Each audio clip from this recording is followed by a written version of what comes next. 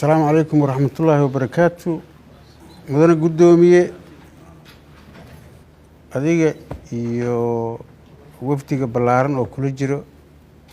سود وهذا نقول فرح سنة هاي السفر كان غروح ذا بدن أديك أو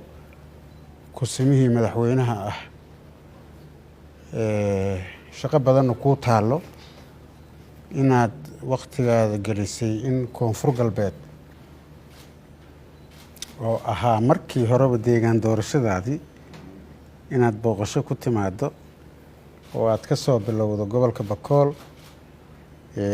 maantana aad noogu timaado Baydhabo aadan ugu faraxsanahay waxaan ku leenahay gacmo furan ku soo dhawow waddankaadii ku soo dhawow dadkaadii oo aad ku jecel sida quruxda badan ku soo dhawow waa ku sugaynay waxaan leenahay maadaama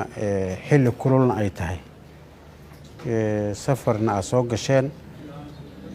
marka ugu horeysa waxa aan muhiimka noo aan rabno inaan sheegno waa soo dhaweynta waa isla joognaa waa isla warsan doonaa